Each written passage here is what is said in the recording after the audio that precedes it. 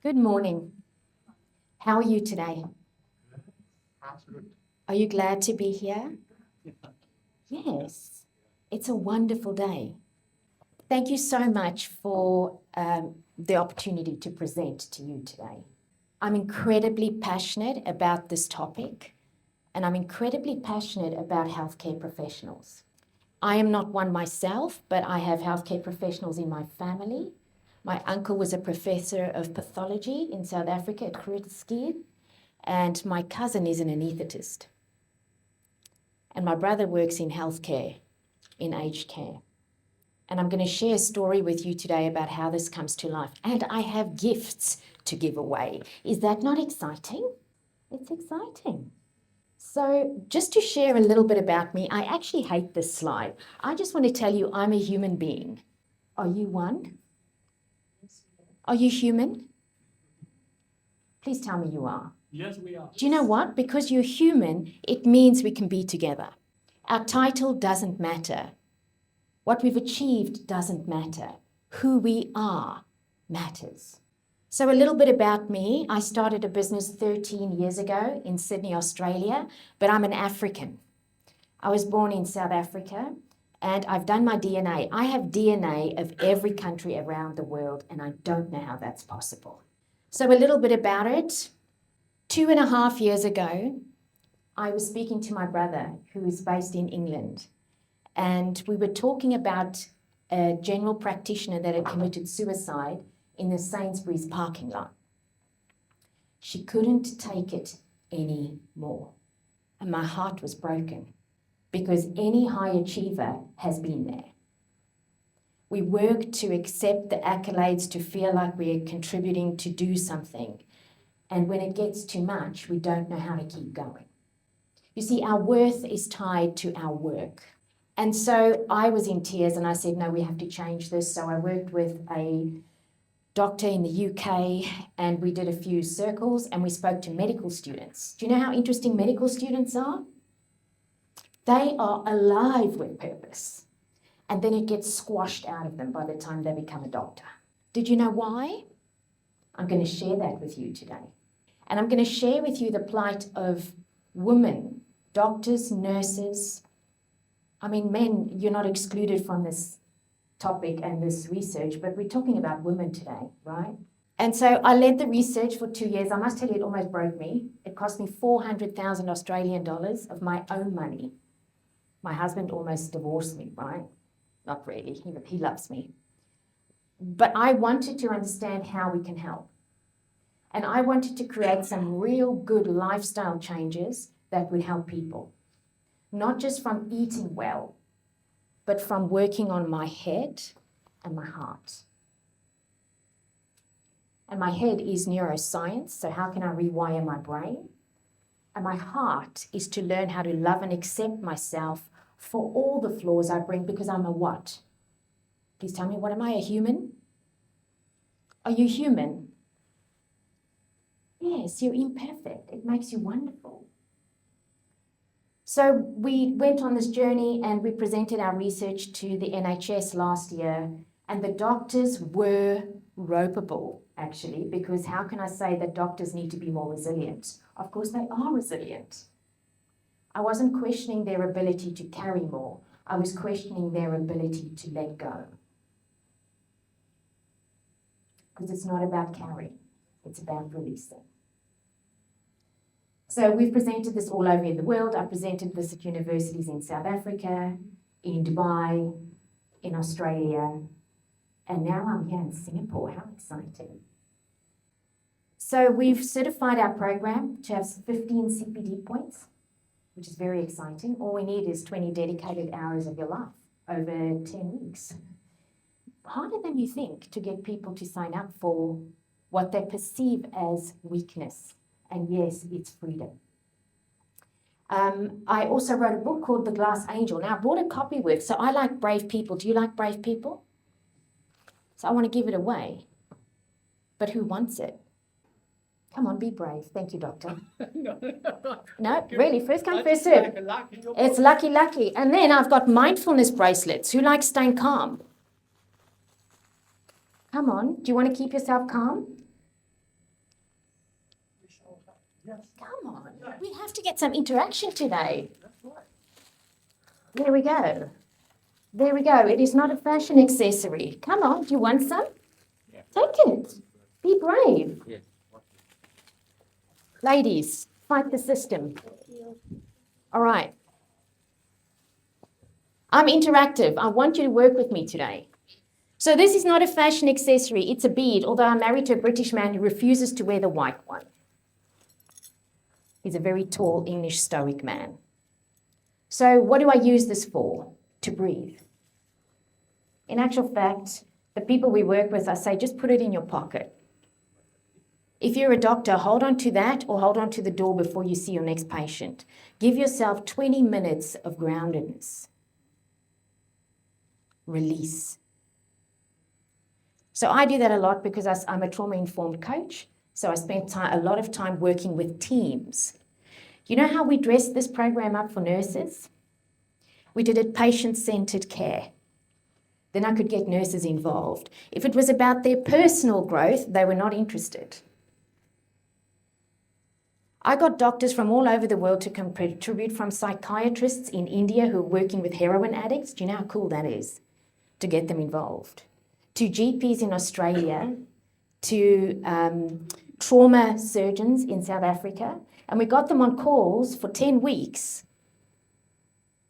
to talk about them. At first, it was like, And then by the end of the 10 weeks, they wanted to keep going until I just needed to say, okay, guys, you can go without me now. I've got to keep back and dive more into the research. So I'm going to share the research with you today, but I want to share a video I've created specifically for nurses. I'm very passionate about nurses. I think they're the future of what we need in healthcare because I don't think we have enough doctors. I do believe that, but nurses get the raw end of the stick many, many times. Do you know in Australia they can't even put an IV in for me? A doctor has to do that. While in South Africa, a nurse could do that. I don't know why she swallowed the fly. I don't know why. All I know is that I'm going to share with you some statistics because nurses are burning out and they are falling out of nursing. If we don't have doctors and we don't have nursing, what are we going to do? Before the world wakes, she steps into rooms full of unknowns with steady hands. Not for praise, not for power, but because something inside says, they need me. But in caring for others, she carries more than stethoscopes and charts. She carries the weight of systems, emotional fatigue, invisible expectations. In every hospital across Asia, women are burning out, not from lack of heart, but from too much giving, with no space to breathe. It's time for something to change. The Arise Resilience study showed us a new way, a trauma-informed, emotionally intelligent path forward. Not to bounce back, but to bounce forward. As Women Care 2025 champions the future of women's healthcare, let us also care for the women who lead it. It's time to care for our carers. To remember, you matter. There is another way. One that leads not to sacrifice, but to strength, purpose, and peace. Women Care 2025. Let us arise. The future starts within. Don't you like that? I needed more nurses. Where are they? Good. I'm going to put my QR code on at the end. If you want to be part of the movement to put it into doctors, hospitals, universities, contact me because we're certifying people to run it all over the world. We need better wellness for better patient care. End of sentence. So it's not just about advancing healthcare in women. It's advancing the carers that have to stand in the gap for women. So let me just give you stats in Asia. By the way, nurses are committing suicide. Did you know that? Yes. Okay, it is not okay. They are numb by the time they get home. They are not able to deal with their families. They are not present with their husband and children. They are overwhelmed. They've got compassion fatigue. Look at these stats. 45% of nurses in Singapore report to be burnt out. 46% of nurses in Malaysia. 80% in Saudi Arabia. I'll talk to you about the Middle East now. It's a very interesting topic. 59.6% in South Korea. Is this surprising? No, it is not surprising. Wait till I show you statistics in Africa.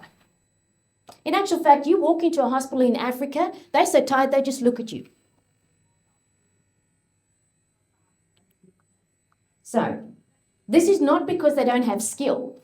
It's because they just don't have anything left in their tank. Should we do something about it is the question. I'm going to tell you what she's carrying. Are you ready? She's juggling that dual caregiver role. I work with aged care facilities, so I arrived there to run a session for their nurses.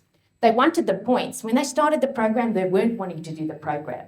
They were just doing it for the points. Then they realized the program was bringing them together. One day I arrived and there had been an outbreak of diarrhea. There was not one nurse available to come to that session because there was shit everywhere, literally.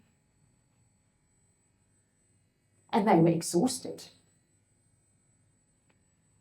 So they do that during the day, and then at home, they've got to look after their children, their families, cook dinner, be superwomen. Okay? That's number one. Number two, invisible labor, the emotional glue of teams. They are beautiful people. I will say this though, there's not a great relationship sometimes between doctors and nurses. Did you know that? Nurses fear doctors. Nurses irritate doctors sometimes. When I was running the doctor group, the one doctor said, I am just finished. If they phone me one more day from the nursing home to tell me that a patient has sprayed deodorant into their mouth, when I'm saying just take the can away. But the nurse is so tired, so overwhelmed, she's probably not asking if I can take the can away. She's probably asking, will they die? Nobody remembers their birthdays. Nobody remembers to tell them thank you. I saw them work with the aged care patients, and the one woman walked up to this old man and she said, do you remember me from yesterday? And he just looked at her. She said, it doesn't matter. I'm so glad you're feeling better. Do you know, if I had someone like that looking after my aged parents, I would be so grateful.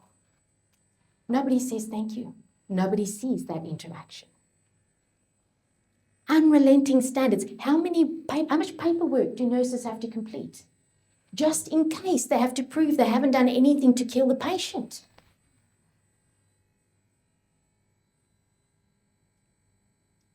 So they're taken away from the duty of care to these incredibly high standards to never fail. I was working with a knee surgeon. He was sent to me because he was a bit naughty. He yelled at a nurse, and then another nurse complained in theatre, and then HR phoned me and said, can you work with the surgeon? Not my favourite speciality, I have to be honest with you, because he said he yelled at the nurse because the nurse gave him the wrong instrument. And he was overwhelmed because he has the patient's life in his hands, not because he doesn't like her. She's so nervous because he has a tendency to be volatile whilst doing surgery. So everyone's nervous. Do you hear me? It's an epidemic. We're going to talk about the system, but here's the thing. Do you think we're allowed to show weakness? In our cultures today, in our work, are we allowed to show that we're tired and have had enough? Say that again? No. So when I often talk about vulnerability, and I thank Dr. Brene Brown for her work, but vulnerability is absolutely not weakness, but it's not disclosure, but it's the ability to say, hey, I'm not okay today. But here's the problem. In healthcare, if I'm not okay, I lose my license to practice medicine. Oh, please explain that to me. Dichotomy. And who's at the back end? Tell me, did you all go and see a doctor every now and again? Doctors should also see doctors, by the way. Do you go and see a doctor? Yes. Who looks after the doctors, the nurses, the carers? Who? So it's not weakness, it's a sign of a change that has to happen. So let's talk about shame. Do you like that word? Nobody likes that word. In Asian cultures, it's even more challenging. My son-in-law is South Korean. Okay. My daughter's just migrated there with my two little grandsons. I'm on my way to South Korea. She's my HR director for our global practice. She is an African woman. I mean, she's as tall as her husband. She's big. Her dad was 6'7". I mean, I take her probably about here. Okay. My one little grandson has dark skin like mine. And I'm thinking, whew, are you going to get judged, my friend? Probably, but if I teach him resilience from an early age, he'll bounce forward. If I teach him he has to fit in, he will crumble. It is what it is. African culture is the same. Culture is culture. Can we shift the toxic cultures we cultivate and live in? And the answer is yes, but we've got to do it as a group. Because if we don't, we won't have carers, we won't have nurses. Let's get back to medicine. Resilience is what? If I had to say to you, are you resilient? Would you say yes? Yes. How much more can I load onto you if you're resilient, right? That's not resilience.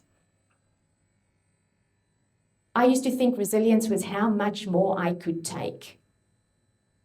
I was working in investment banking at the age of 23. And I had a leader who said, that person is past her sell-by date.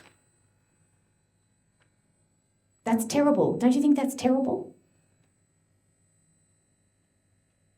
Because he didn't think she was resilient enough. It's not what resilience is. Our research study taught us it's not about bouncing back either. Who wants to go back into what you've just come out of? I don't want to do that. Do you? I want to go forward. So we believe that resilience is to let go, release, and to bounce forward into what you should be doing with your life. So here's the first myth, the strong caregiver. Nurses, midwives, and women in healthcare are often idealized as endlessly compassionate, composed, and selfless. Admitting exhaustion, overwhelm, or emotional distress feels like they are failing in their role. Not that they are human.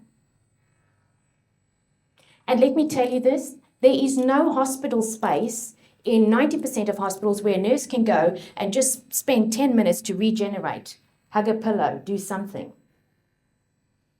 Okay?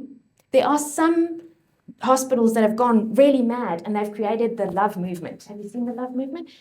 Like where it's about loving yourself, getting back into balance, grounding yourself. They talk about that, but the majority of healthcare does not address that. This needs to change. Do you think that's a myth? I do. Our research agrees. Toxic work cultures. There's a university, an academic university in South Africa that have approved our program but don't have funding because President Donald Trump withdrew funding to Africa, which is okay. That's all right. We're all right. It'll come back some way, somehow. So our program was approved for all the consultants and the registrars. Why? Because there were two fundamental problems. The first one is that the registrars were not able to have good conversations with the consultants about the learning, what they were doing, how they were growing, what was right, and what needed to change. The consultants were avoiding giving them feedback, and when they had enough or they were overwhelmed, they would just yell, scream, and shout and treat them like shit. So if that is where all of this comes from, toxic hospitals and healthcare is one of the most toxic environments. Did you know that? Because we can't be human. By the way, I work with a lot of government institutions that are healthcare funded for healthcare in the community. There's a lot of fear. The fear of what? Not failing. You're researchers, right? How many times are you going to fail? How many times have you failed, doctor? Many times, but survive. But you show up. So are you allowed to be a human? Why can't the carers who give us care, why can they not be human? I went in for major surgery 2 years ago, and it was a new doctor that was doing the night rounds, and I was on blood pressure medication, and I wasn't on it, but something was wrong. My blood pressure was really high, so he gave me a patch. And then suddenly my blood pressure dropped so much that I felt I was losing consciousness. So I called the nurse, and she looked at me and said, I cannot pull that off for you, but I'll have to phone the doctor. And I'm looking at her half delirious. Now I'm going to lose consciousness probably in about 5 minutes. And I said to her, you know what, I'm pulling it off. She said, I won't stop you. I was 100% okay, but she couldn't help me. Please tell me, is that ridiculous? How much stress would she have gone under if I had lost consciousness? I had to stay in that hospital extra because I had lost so much blood. So I could have ended up in ICU. All because my carer couldn't care for me.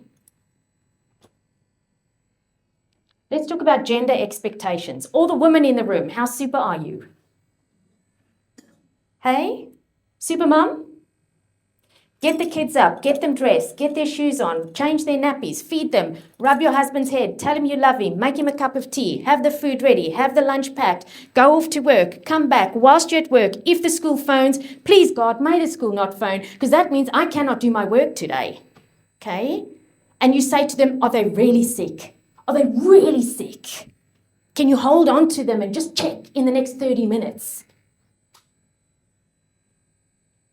Or you're like me, I do that, and then I used to fly away doing business, and my husband had to take care of that for me. And eventually said to me, I didn't sign up for this. This is too much.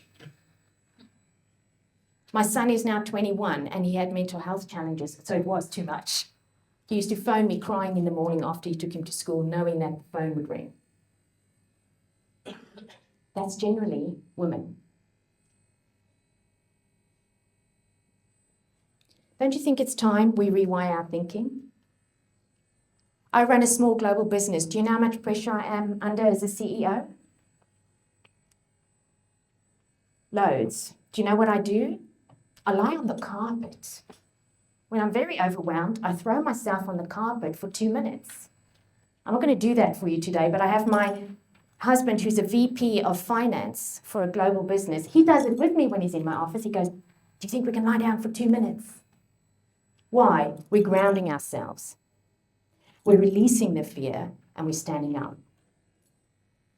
It's time to shift the expectations.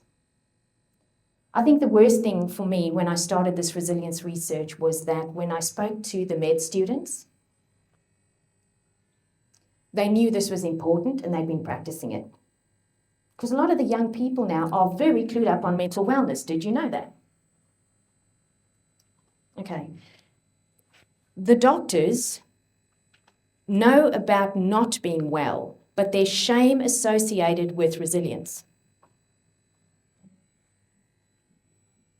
Have you ever sat with a doctor and they do that check with you to see when you're not feeling okay because you're kind of hitting menopause and your brain's exploded and your hormones have dropped and you don't know what's going on, and they're doing that list tick with you? I know because I'm a menopausal woman. And they go, you're probably not okay, but the way I feel when they talk to me is not, how can I help you? It's what's going on in your life. So we've got to shift how we see resilience. Resilience is a mental fitness choice. Head, heart. So what we did, we took 4 scientific modalities and wove them together for our research. We took neuroscience. Did you know you could rewire your brain? You can rewire your brain because most of your brain is operating in the amygdala, which is your survival brain. You can rewire it. If you don't rewire it, you're actually going to get physically ill because you're going to get an autoimmune disease of some kind that's going to take you into the ground. I have a few team members with autoimmune diseases. They can only work a few hours a day and then they fold up. Number 2, we decided to use positive psychology. Did you know we can wire our brain to have a look at opportunity instead of risk? If I look at you as researchers, how much risk are you analysing every day? Are you analysing risk? What's wrong? How do we change it? Absolutely. And then we can have a look at what it is and what it could be. That excites me. We had a look at CBT and ACT, and we wove those 4 modalities together into the program to support people. I promise I'm almost done. So I'll show you the research outcomes. Firstly, emotional regulation. How many of you explode when you get a bit upset because you're tired and frustrated? Do you get cranky and rude? Sometimes. Okay, you miss a flight, your taxi driver doesn't arrive, you're under pressure, your wife hasn't done something, your husband hasn't done something, your colleague promised but didn't deliver. I can keep going.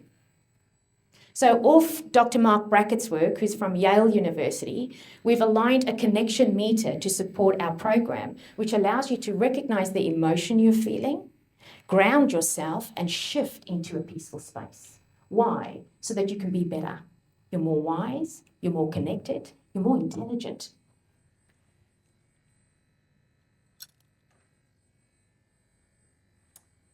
Inner clarity fuels outer impact. Do you know what your values are?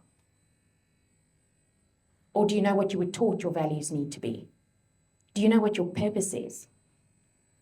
I arrived to a session today, like today, and do you know what my purpose is? To make a difference to one person's life a day. That's it. If one person here in this room today walks away with something, I am incredibly blessed.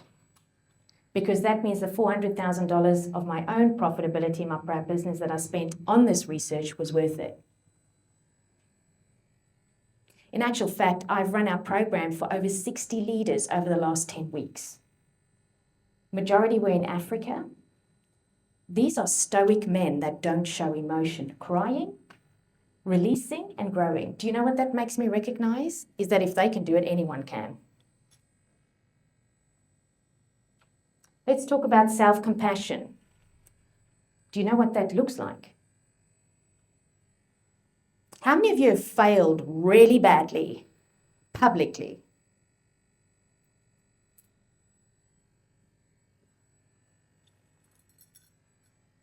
What does that look like? I launch a global business and it doesn't turn out the way I want it to. And I live in Australia where they assassinate you based on your reputation, right? It's a weird thing. They even take out the Prime Minister. You know, it's a strange culture. And what I learned through that process was that I'm not giving up. But I sat on the beach crying and thought, man, the sea looks really good to just walk into. Why? Why did I feel that way? Because I was struggling with giving love to me. Please put your hand on your heart. Come on, hand on your heart. Hand on your heart. Is it beating? Are you kind to yourself? Have you told yourself today that it's okay? That even if you don't phone home or even if you didn't finish something, you're still loved and you're good enough because your worth is not ever going to be exchangeable. So I had to fill my love tank so that I could bounce forward. That's what it's about.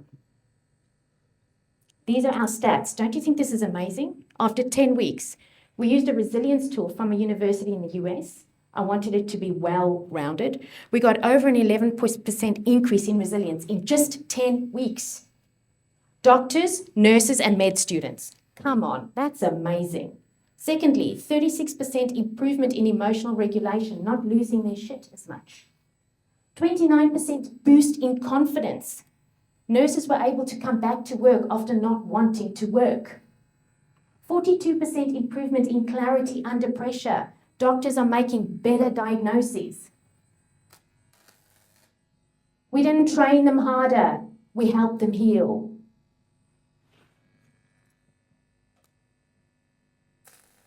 So, this is what some of the nurses said.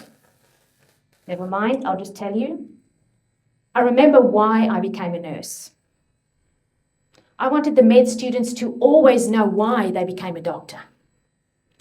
It wasn't self-help. This is not self-help. This is healing of the soul. and I can breathe again. Isn't it good we've got a scientific research program that actually talks about healing of the soul? Blows my mind. If I have more resilient nurses, I've got better patient outcare. What are hospitals interested in? Better patient outcomes. I've got more regulated leaders, so we start changing those toxic cultures. We've got stronger teams that can work with different people in the team. Emotionally supported staff. So here is my invitation to you. I cannot do this alone. This is continued research. This is not about pressure. This is about purpose, and this is about people. If you want to contact me, if you want to be part of the research, if you want to put it into your state, your country, your area, we will support you in doing that. Do you think people matter? Do you think nurses and doctors matter? That's why we're here. You as researchers matter. So please, QR code, join me on LinkedIn. I will reach out to you. I will invite you to join me. And I'm going to run a free program in the next few months where you can join as a leader, and then you can take this and transform it back into different organizations. We want to roll this into India. We want to roll this into places where people are not taught that they are worth it. We want to give it back to them. Everyone's worth it. That's me. Thank you so much for your time. Have an absolutely amazing day.